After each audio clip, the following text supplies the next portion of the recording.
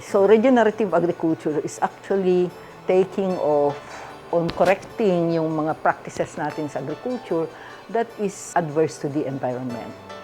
You know, it takes technologies and assess this in terms of what they can do to improve agricultural productivity, but at the same time, it should be able to reduce the negative impact of agriculture on the environment. The concepts actually of regenerative agriculture is now very important. We now realize that some of the practices are will not sustain food production. For example, the use of pesticides.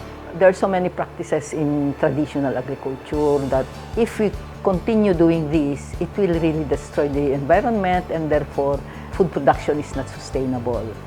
And that's the basic issue about that regenerative agriculture would like to address. The problem with organic agriculture that it is so regulated that farmers, they do not see why they have to follow those regulations when they have been practicing organic farming, for example, by default, because they do not have money to buy the synthetic inputs, for one, and also some of them really believe that, you know, organic farming is the way to go. And also, the problem, of course, with organic farming is it restricts the kind of technology that you can use.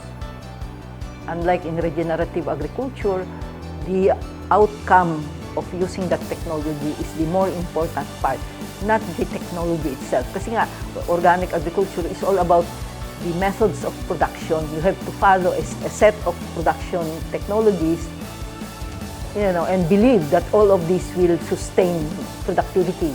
And yet, some of these have very low productivities, mababa.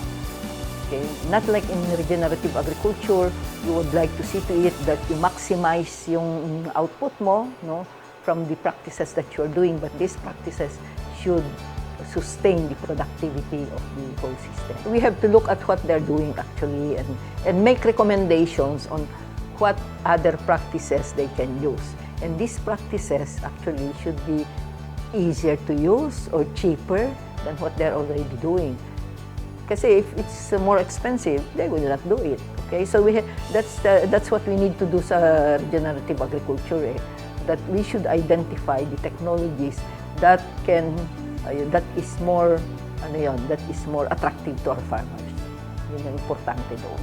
If you want your farmers to stay in the farm, live longer, then you should be able to keep them safe. And also, of course, the food that you're producing should be safe. Regenerative agriculture is also about food security.